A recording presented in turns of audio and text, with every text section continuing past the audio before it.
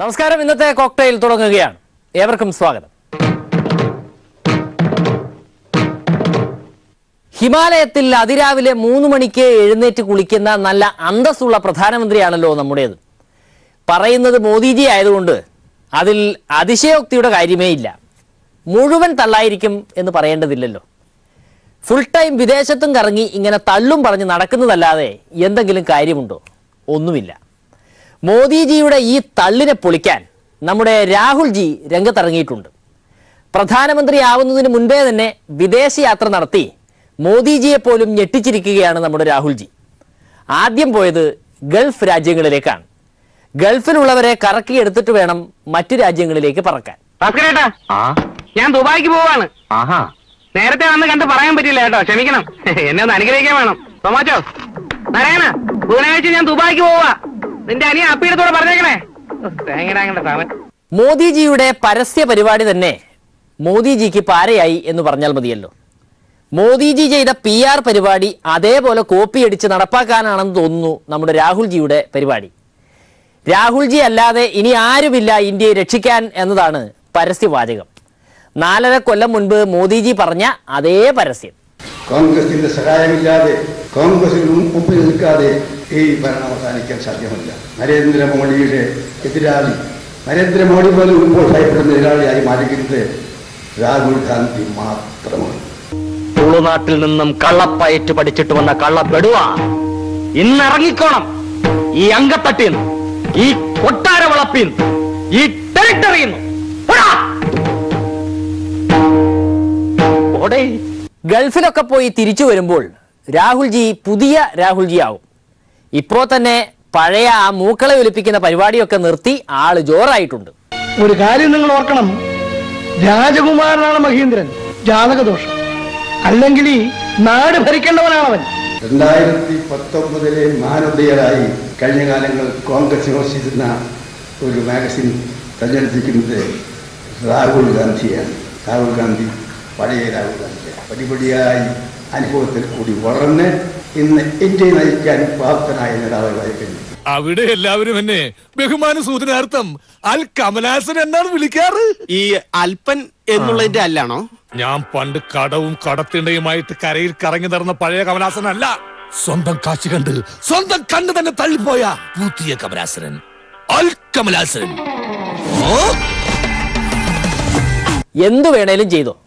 4.5 കൊല്ലം മുൻപ് മോദിജി ചെയ്തതുപോലെ ഓസ്കാർ തോറ്റുപോകുന്ന അഭിനയം കാഴ്ചവെച്ച് വോട്ട് പിടിക്കാതിരുന്നാ മതി. ഇന്ത്യയിലെ ഏറ്റവും നല്ല സിനിമാ നടനേക്കാൾ പ്രാഗൽഭ്യത്തോടും അമിതാഭ് ബച്ചൻ്റെയും രജനീകാന്തിൻ്റെ എല്ലാം കഴിവുകൾക്കപ്പുറം അവരെല്ലാം പൊരുത്തുന്ന നിലയിലുള്ള ഏറ്റവും വലിയ അഭിനേതാവിനെ പോലെ കഴിഞ്ഞ ഇലക്ഷനിൽ അഭിനയിച്ച് മോദി ഭരണം പിടിച്ചെടുത്തു.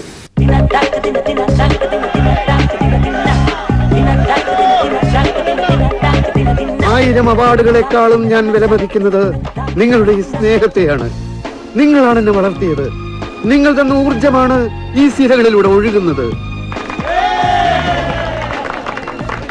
ഞാൻ ടൈഫോയിഡ് പിടിപെട്ട് കിടക്കുകയായിരുന്നു. നിങ്ങളുടെ ശബ്ദം എന്നെ ഉണർത്തി. നിങ്ങൾക്കില്ലാത്ത ടൈഫോയിഡ് എനിക്കെന്തിന്? ദയവ് ചെയ്ത് ഇനി എന്നെ വിശ്രമിക്കാൻ അനുവദിക്കൂ. നമുക്ക് കേരളത്തിൽ വെച്ച് കാണാം. Good bye. ഐക്യജനാധിപത്യ മുന്നണിയിലെ ഒരു പാർട്ടിയാണല്ലോ കേരള കോൺഗ്രസ് ജേക്കബ് ഗ്രൂപ്പ്. കഴിഞ്ഞ കുറേ കൊല്ലത്തിനിടയ്ക്ക് ആ പാർട്ടി ഒരു സമരം നടത്തുന്നത് ഇന്ന് കണ്ടു. ഉപവാസ സമരമാണത്രേ.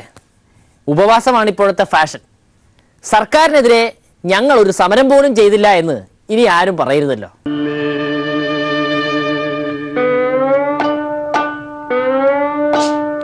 ഈ രാജ്യത്തിന്റെ മതേതരത്വം സംരക്ഷിക്കുക എന്നുള്ള ഏറ്റവും പ്രധാനപ്പെട്ട മുദ്രാവാക്യമാണ് നമ്മൾ ഇന്ന് മുമ്പോട്ട് വെക്കുന്നത്. ഒപ്പം തന്നെ പ്രളയത്തിലെ പുനർനിർമ്മാണ പ്രവർത്തനങ്ങൾ അത് എത്രയും വേഗം പൂർത്തിയാക്കണമെന്നുള്ള ആവശ്യമാണ് കേരള കോൺഗ്രസ് പാർട്ടി ഇന്ന് ഈ ഉപവാസത്തിലൂടെ ജോണി നെല്ലൂരും ഞാനും അടക്കം ഈ പാർട്ടിയുടെ ഭാരവാഹികൾ ഇന്നിവിടെ ഉപവസിക്കുമ്പോൾ വിജയൻ സർക്കാരിന്റെ ഈ സമീപനത്തിനെതിരെയുള്ള വിധിയെഴുത്തായിരിക്കും ശക്തമായ ജനരോഷം ഇന്ന് കേരളത്തിൽ ഉയർന്നിരിക്കുകയാണ്. ജോണി നെല്ലൂർ സാറിന് കാര്യങ്ങളൊക്കെ ഏകദേശം മനസ്സിലായിട്ടുണ്ട്. BJPയെ വളർത്തിയിട്ട് തങ്ങളെ തൂത്തു തുടച്ച് വൃത്തിയാക്കാനുള്ള പരിപാടിയാണ് അണിയറയിൽ നടക്കുന്നത് എന്ന് ആശാന് പിടികിട്ടി. എന്താണ് സാറേ ഇങ്ങനെ തളരാൻ നിൽക്കുന്നത്? നിങ്ങളാൾ ഉഷാറാണെങ്കിൽ ഈ പേടി വല്ലതും വേണോ? BJP വളർന്നാലും UDF തകരണം, കോൺഗ്രസ് തകരണം, ജനാധിപത്യ മുന്നണി ഇല്ലാതാകണം, തങ്ങൾക്ക് വീണ്ടും ഭരിക്കണം.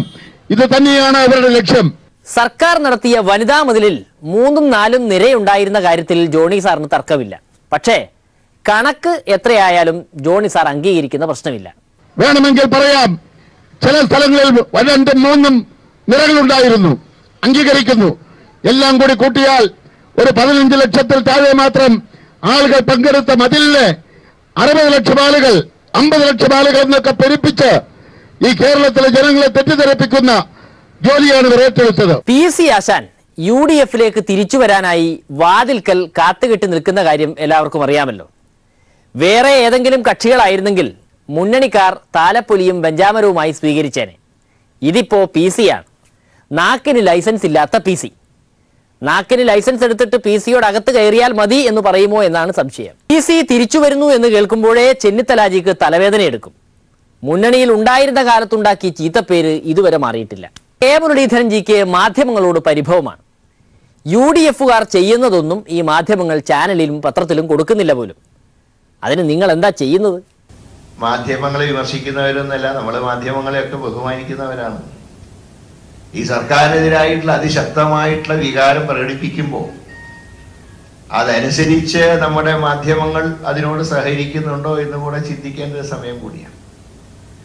പ്രതിപക്ഷം എന്ത് ചെയ്യുന്നതാണ് ചോദിക്കുന്നത്. പ്രതിപക്ഷം ചെയ്യുന്നത് അത് അറിയേണ്ടത് മാധ്യമങ്ങളിലൂടെയാണ്. അദ്ദേഹത്തിനെ പറ്റി 10 വർത്താനം പറഞ്ഞാൽ 2 പത്രത്തിൽ വരുള്ളൂ. നമ്മുടെ കാലത്ത് 3 പറഞ്ഞാൽ 6 പത്രത്തിൽ വരുമായിരുന്നു. ഇന്ന് 10 പറഞ്ഞാൽ 2 വരുന്നുള്ളൂ എന്നുള്ളതും നമ്മൾ ഒന്ന് ചിന്തിക്കേണ്ട കാര്യമാണ്. ഞാൻ വേറെ ഒന്നും പറയല്ല. അല്ല സാറേ, വാർത്ത കൊടുക്കാൻ മാത്രം നിങ്ങൾ എന്താണ് ചെയ്യുന്നത്? നിങ്ങൾ ആ BJPക്കാരെ നോക്കൂ. മണ്ടത്തരം പറഞ്ഞിട്ടും തോന്നിവാസം പറഞ്ഞും അവർ വാർത്ത ഉണ്ടാക്കുന്നില്ലേ? നമ്മൾ ചർച്ച ചെയ്യുമ്പോൾ എല്ലാം ആണല്ലോ. എല്ലാം എപ്പോഴും പ്രതിപക്ഷത്തിനെ കുറിച്ചാണ് ചോദ്യം. പ്രതിപക്ഷം എന്ത് ചെയ്യുന്നു എന്ന് ചോദിക്കുമ്പോൾ ചെയ്യുന്ന കാര്യങ്ങൾ പറഞ്ഞാൽ തന്നെ ഉണ്ട് ധാരാളം പറയാൻ. പിന്നെ കല്ലെറിയലും ഇത്ര ബസ് തീ വയ്ക്കലുമാണ് പ്രതിപക്ഷത്തിന്റെ പ്രവർത്തനമെങ്കിൽ അത് നമ്മൾ പലപ്പോഴും നടത്തിയിട്ടില്ല. ഇനിയിപ്പോൾ തൽക്കാലം നടത്താൻ ഉദ്ദേശിക്കുന്നുമില്ല. കേന്ദ്ര സർക്കാരിനെ കുറിച്ച് എന്തെങ്കിലും പറയാനുണ്ടോ ജി? ഇനി കേന്ദ്ര സർക്കാരിനെ കുറിച്ച് ഇനി പറയേണ്ട കാര്യമില്ല. അത് ഏതാണ്ട് അന്ത്യശ്വാസം വലിക്കാൻ പോവാണ്. പക്ഷേ അന്ത്യശ്വാസം വലിക്കുന്നതിന് മുമ്പ് ചില പൊടിക്കൈകൾ കാണിച്ച് ഇവിടെ അവരും ചില പൊടിക്കൈകൾ കാണിക്കുന്നത്. അതാണ് മിഞ്ഞാന്ന് തിരക്കിട്ട് പാസാക്കിയ പുതിയ ഒരു സംവരണ നിയമം എന്ന് പറയും. ആചാരങ്ങൾ സംരക്ഷിക്കുന്ന കാര്യത്തിൽ കെ മുരളീധരൻജി BJPക്കാരെ പോലും കടത്തിവിട്ടു. ആചാരങ്ങൾ എന്ന് പറയുമ്പോൾ നമ്പൂതിരിമാരുണ്ടാക്കിയ ആചാരങ്ങൾ സംരക്ഷിച്ചേ മതിയാവും. മുഖ്യമന്ത്രിയെ മണിയടിക്കാൻ വേണ്ടി പല മന്ത്രിമാരും നടത്തുന്ന ജൽപ്പനങ്ങൾ മുമ്പ് ഒരു MM മണീനെ മാത്രം സഹിച്ചാൽ മതിയിരുന്നു. ഇപ്പോ മണിമാരുടെ എണ്ണം കൂടി കൂടി വരികയാണ്. കവി എന്ന് പറയുന്ന സുധാകരന്റെ കവിത ഇപ്പൊ വെറും പച്ചത്തറി കവിതയായിട്ട് മാറിയിരിക്കുകയാണ്. അദ്ദേഹത്തിന്റെ പല കാര്യങ്ങളും ഇവിടെ സഹോദരിമാരുള്ളതുകൊണ്ട് ഞാൻ പറയുന്നില്ല. അടിവസ്ത്രം പരിശോധിക്കുന്ന വകുപ്പും അത് ആ വകുപ്പാണോ കൈകാര്യം ചെയ്യുന്ന സംശയം. ഇപ്പൊ തന്ത്രീനെ മാറ്റാൻ നടക്കുക, മന്ത്രിമാരെ മാറ്റാൻ തന്ത്രീനെ എങ്ങനെ മാറ്റുമെന്ന് നടക്കുന്ന കാര്യമൊന്നുമില്ല. ഇതിനൊക്കെ ചില ആചാരങ്ങളും അനുഷ്ഠാനങ്ങളും ഒക്കെ ഉണ്ട്. ഇവർക്ക് ഇഷ്ടമുള്ള തന്ത്രിമാരെ വെക്കണമെങ്കിൽ ഇനി നാളെ കാനൻ രാജേന്ദ്രനെയോ അച്യുതാനന്ദനെയോ മറ്റേ തന്ത്രിമാരായിട്ട് വെക്കട്ടെ. ഇനിയിപ്പോ ശബരിമല പൂജ, ഗുരുവായൂർ ക്ഷേത്രത്തിന്റെ ഒക്കെ പൂജ ഈ തന്ത്രി അച്യുതാനന്ദൻ നമ്പൂരിയോ അല്ലെങ്കിൽ തന്ത്രി കാനൻ നമ്പൂരിയോ. ഈ BJPക്കാർ ഇതെന്തൊരു തമാശയാണ്. കേന്ദ്രത്തിൽ അധികാരം ഇനി 3-4 മാസം മാത്രമേ ബാക്കിയുള്ളൂ. എന്നാൽ അഹങ്കാരത്തിന് എന്തെങ്കിലും കുറവുണ്ടോ? ഏഹേ. അവരുടെ അധികാരം നിലനിർത്താൻ പറ്റുമോ എന്ന് തന്നെ നിശ്ചയമില്ലാതിരിക്കുമ്പോഴാണ് ഒരു സംസ്ഥാനത്തെ പിരിച്ചുവിടുമെന്ന് പറഞ്ഞ് ഭീഷണിയുമായി നടക്കുന്നത്. കേരളത്തിലെ സർക്കാരിനെ പിരിച്ചുവിട്ടിവിടെ രാഷ്ട്രപതി ഭരണം ഏർപ്പെടുത്തണമത്രേ. ലോക്സഭയിൽ കഴിഞ്ഞ ദിവസം BJP MP തട്ടിവിട്ടതാണ് ഈ തമാശ. ആദ്യം നിങ്ങൾ നിങ്ങളുടെ സർക്കാരിൻ്റെ നിലനിൽപ്പ് ഒന്ന് ഉറപ്പിച്ചിട്ട് പോരെ? എന്തിനാണ് ഈ രാഷ്ട്രപതി ഭരണം ഏർപ്പെടുത്തുന്നത് എന്നറിയാമോ? അവരുടെ പാർട്ടിക്കാർക്ക് തന്നെ ഇവിടെ കച്ചറയും കലാപവും ഉണ്ടാക്കുന്നു. എന്നിട്ട് ഇവിടെ ക്രമസമാധാനം പ്രശ്നമാണേ എന്ന് പറഞ്ഞ് നിലവിളിക്കുന്നു. അങ്ങനെ സർക്കാരിനെ പിരിച്ചുവിടാം എന്നതാണ് പൂതി. 47 से लेकर 2009 तक क्यों RSS के और भारतीय जनता पार्टी के कार्यकर्ता मारे जा रहे हैं और वहां के मुख्यमंत्री को इमीडिएट बर्खास्त करके वहां राष्ट्रपति शासन लगाया है. മുഖ്യമന്ത്രിയെ കൊണ്ട് എല്ലാ ദിവസവും ഓരോ മാസ് ഡയലോഗ് പറയിച്ചില്ലെങ്കിൽ ഈ BJPക്കാർക്ക് ഉറക്കം വരില്ല എന്ന് തോന്നുന്നു. എല്ലാ ദിവസവും ചൊറിഞ്ഞ് വയർ നിറച്ച് വാങ്ങിച്ചു കൂട്ടും. ഇതാ കേട്ടോളൂ മുഖ്യന്റെ മറുപടി. കേരളത്തിന്റെ ക്രമസമാധാനം തകർക്കണം എന്ന് RSSനും BJPക്കും വലിയ ആഗ്രഹമുണ്ട് എന്നുള്ളത് വസ്തുതയാണ്. അതിനുവേണ്ടിയുള്ള നടപടികൾ നല്ല നിലക്ക് അവർ സ്വീകരിച്ചുകൊണ്ടിരിക്കുകയാണ്. ഇപ്പം അറസ്റ്റ് ചെയ്തവരെ കുറിച്ച് പറയുന്നതായിട്ട് കേട്ടു. അക്രമം നടത്തിയാൽ അവരെ അറസ്റ്റ് ചെയ്യേണ്ടെന്നാണോ പറയുന്നത്? അത് വേറെ സംസ്ഥാനത്ത് പോയി പറഞ്ഞാൽ മതി. കേരളത്തിനോട് ആ കളി വേണ്ട. മറ്റു ചില സംസ്ഥാനങ്ങളിൽ നിങ്ങൾ അക്രമം കാണിച്ചാൽ ആ അക്രമികളെ പിടിക്കുന്നുണ്ടാവില്ല പോലീസ്. പറയാലോ നിരവധി സംഭവങ്ങൾ ഇന്ത്യയിലെ വിവിധ സംസ്ഥാനങ്ങൾ നടക്കുന്നത്. പട്ടാപ്പകൽ കൊല നടത്തിയ ആളുകളെ പോലും പിടിക്കാൻ തയ്യാറാകാത്ത ഭരണ സംവിധാനം ഇവരുടെ തന്നെ നേതൃത്വത്തിൽ പല സംസ്ഥാനങ്ങളിലും നടക്കുകയല്ലേ. അതൊന്നും ഇങ്ങോട്ട് വേണ്ട. അതിൻ്റെയൊക്കെ കാലം കഴിഞ്ഞുപോയി. അതിനൊന്നുള്ള ശേഷിയും നിങ്ങൾക്കില്ല എന്ന് മനസ്സിലാക്കണം. അതാണ് അവരോട് പറയാനുള്ളത്.